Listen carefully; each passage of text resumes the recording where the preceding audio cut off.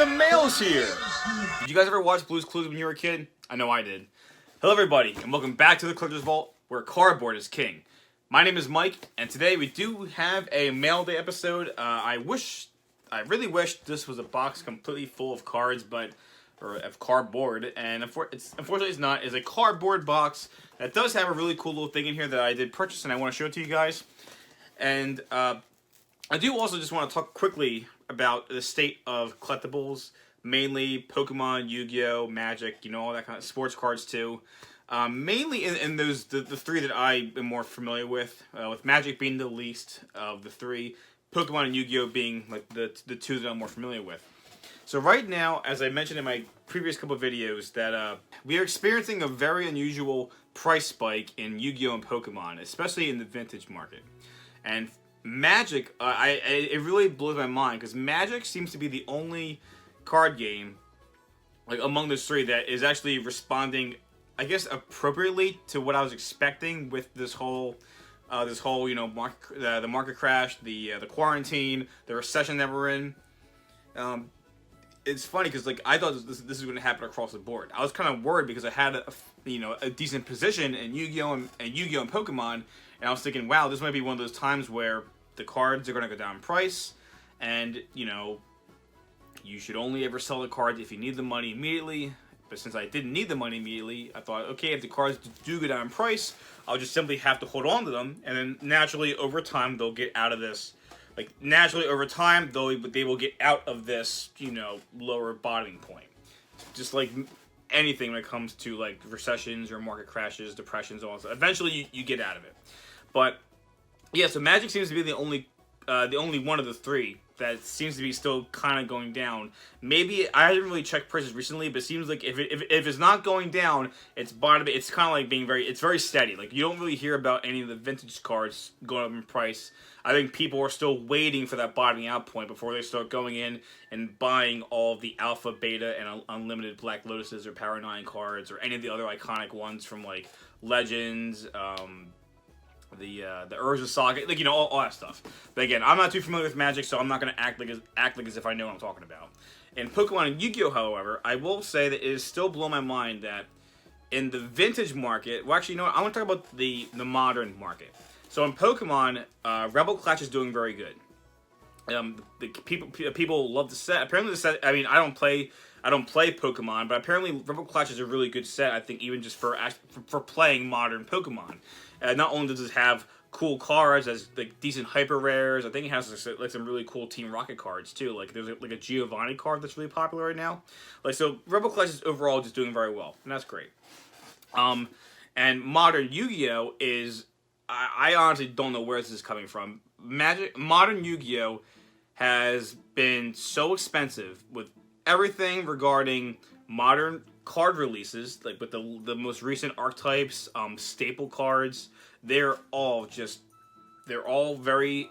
It's healthy. If there's one word to describe it, it's healthy, because nothing's dirt cheap. Nothing is like worth nothing. Everything is actually expensive. Like if you want to play like right now the top tier decks, they're all expensive.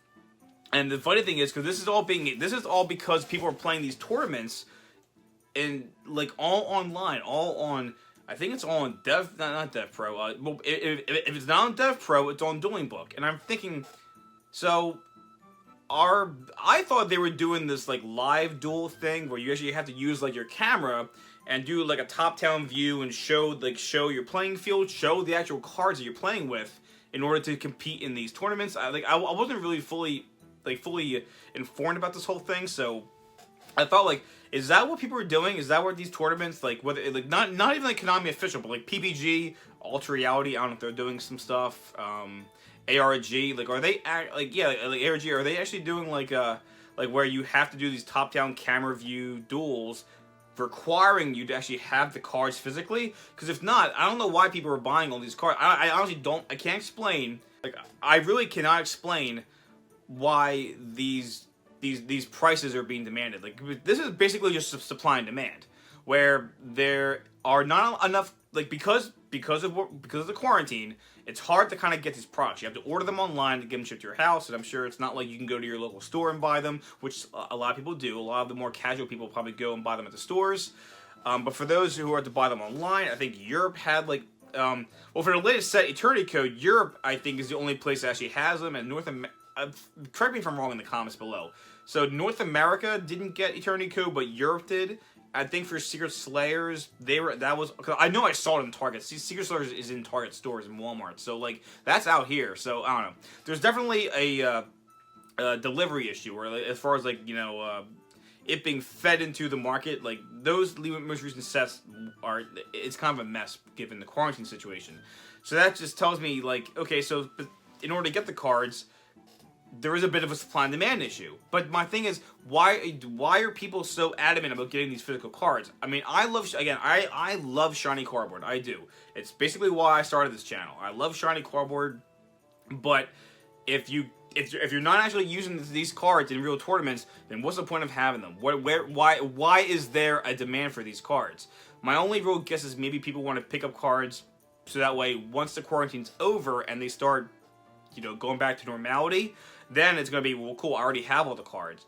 And maybe they expect there to be another surge in demand, because obviously if there's this much of a demand right now, when things go back to normality and people say, yeah, we can play locals and play in tournaments, regionals, YCSs, where you physically need the cards, is that going to cause another surge? And then people are going to be like, scrambling to get the cards that they need? All the high-end staples, all the high-end cards for the modern meta decks, like that's probably the best thing I can come up with. But anyway, and then back to the vintage Pokemon and vintage Yu-Gi-Oh! Unlike Magic, that's kind of like, going into their into this little bottoming out phase, or maybe even steadily keep declining. Yu-Gi-Oh! Magic Vintage has gone up like tremendously, and like I know I talked about Pokemon cards, and I was using Charizard first edition base set as like an example. Because the PSA cards, like, even now, they've gone up since my last video. You can't get a PSA 8 Charizard first edition for under $6,000 now. I thought $5,000 was enough. Like, it's under. You can't. I don't see any under $6,000. I'm not saying that they're selling for $6,000, but if you want to go out and buy one, you're not getting one for under $6,000. This is as far as I know, unless you negotiate with somebody. But that's besides the point. The nines, they were at $10,000 now. I think either I don't know if they were bought or taken off the market, but now it's you can't get them under 11,000. So you keep in the tens. Just like in my Pikachu video from last year, I mentioned watch the PSA 10 Charizards that were about $20,000 last year. Last year, actually more like 10 months ago, $20,000. They were completed listings. Maybe not on eBay, but like in the official auction houses, it was official that they were selling for $20,000. I was surprised if they would go potentially to 30, maybe even 40. I was kind of like imagining, man, what if they double in price? Because that's kind of like the trend that we were seeing. It went beyond that. I think $50,000 is an official sale number of the PSA 10 Charizard, and I think that might have even been before the COVID-19 crisis. $50,000. It's even more than what I thought. It's completely insane. Completely insane. I'm happy though. I'm happy that the market's healthy and that these cards are not, well, I guess to be fair, if the cards were dropping in price, that would have been an opportunity for me to maybe consider buying more. But at this point, the cards are just going up in price. You might as well just hold on to them. They're only going to keep going. They might bottom out as well. Not bottom out. They might top out, I guess. But it's healthy. The cards are wanted. People want them. It's great. It really is. It's great. There's one thing I can say is I'm happy that they were in this, and it's the same for Yu-Gi-Oh! Vintage. Yu-Gi-Oh! Vintage, I can't tell you how many of the old GX Ultimate Rare First Editions, people were going nuts for them. People were going absolutely nuts for the Ultimate Rare First Editions, the Ghost Rare First Editions from GX and 5D's eras. It's absolutely insane. The only thing I've really heard much about is trophy cards, from the Shonen Jump trophy cards. And I think it's just because they're so few and far between that's like a market that I guess that would even apply to like Pokemon and Magic too. Well, especially in Pokemon because there are a lot of Pokemon trophy cards, but like not many people have those. It's a kind of a hard thing to really say like, oh, like I have because there's so few in the world. It's not like you're really gonna see a lot of like price changes. Like people do, there is an exchange of those cards, but it's not every day you're gonna hear about that because like there's so few in the world. But yeah, like Yu-Gi-Oh! Vintage, everything from like the original Yu-Gi-Oh! Generation, Legend of Blue Eyes, Metal Raiders, up until the GX era, like all those, like especially like Legend of Blue Eyes. Like, I mean, Blue Eyes, Red Eyes, like all those old school ultra rares, the secret rares too, like Trihorn Dragon. I'm pretty sure the premium ones, PSA 8, 9, 10 especially, they are so high in price. Even ungraded are hard to come by in like reasonable price areas. And then again, like when you get to the GX era, where they start introducing Ultimate Rares, like the Ultimate Rare First Edition Heroes, all the E-Heroes, they forget about it. They are so expensive, and I know it's like it affects some more than others. Like Shining Flare Neos, Shining and Phoenix Enforcer.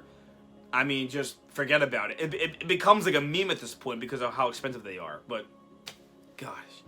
Insane. Completely insane. Something I did not see coming. I was expecting price drops. And then that'd be where people can finally get an opportunity to pick them up. An opportunity to pick these up at reasonable prices. But gosh, I'm starting because I'm just so flabbergasted. But yeah. Oh, and Steel product too. That's a topic for another day. But anyway, I'm gonna wrap up this video with a bit of a mail day opening. And I will see you guys at the table. Let's go! Woo! Oh, and side note, I think I did forget to mention one thing of why the card prices are going up in price, and it has to be the stimulus check. I'm saying now for this. It has to be the stimulus check because I think people have to realize, like, yes, the stimulus check is supposed to help you pay rent, pay bills, and some people are very fortunate to not need that for paying bills and all that stuff, but I think they realize, well, with this amount of money, I could either save it, maybe put it towards a house, which, you know, probably won't do much towards a house, but do you know what you can buy with $1,200? A fair amount of undervalued vintage collectible cards, Pokemon, Yu-Gi-Oh! And Magic. Again, I don't know why Magic's not being scooped up, maybe because Magic is more expensive than Pokemon and Yu-Gi-Oh! It just, you know, it is what it is. And as they're going down, people are probably still waiting for the right chance to pounce on these cards that are cheaper now. But Pokemon and Yu-Gi-Oh!, I think people realize that there are a lot of undervalued cards. Even to this day, there's some that are still undervalued despite the price hype and everything, and the price skyrocketing. But I think that's exactly what happened. People took the $1,200 and they just... I mean, on all the Yu-Gi-Oh! Chats, people know that this $1,200, which I'm sorry, Rudy from Alpha Investments, I'm stealing this from you. I know you use it in your one video. I'm stealing it. If I have to pay you for this, whatever. I mean, it doesn't matter. You don't watch my videos anyway. I'm stealing your quote. It is the Trump bump. I can't even say it without cracking up. The Trump bump is exactly why these cards were all scooped up.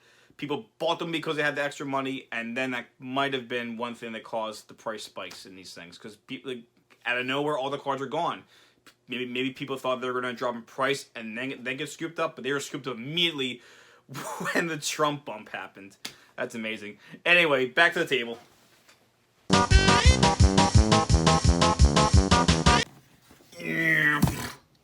Alright, so anyway, guys, so sorry for the long talk I had earlier about the whole, quarantine market crash thing. I felt I really had to talk about it. But now let's get back into the mail day part of this video. This is actually a package I got from, I think it's Eddie. Yes, Eddie sent us this. It was a nice, very, very, very fair purchase, and I have to say thank you very much for this incredible deal.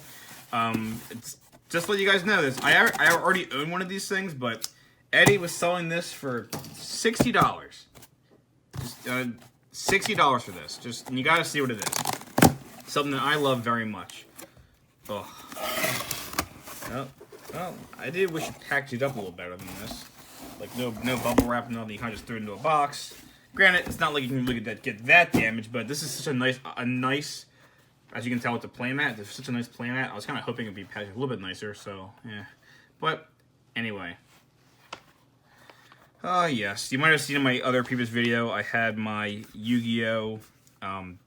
Marek, the Yu-Gi-Oh! Day Marek playmat. I kind of wish at least if I can make it a little easier for you guys to see. Ugh. That's a little better, I guess. Sorry about that.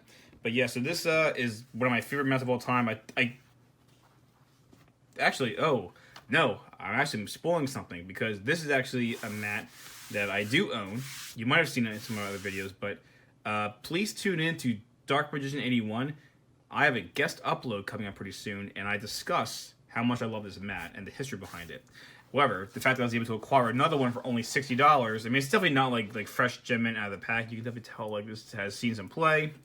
Some of the threading here is not perfect, but this is still a gorgeous mat. Like no, from looking at it, no stains, no real damage. I wouldn't say like a gem mint mat, but this is still gorgeous. And Eddie, thank you very much for this.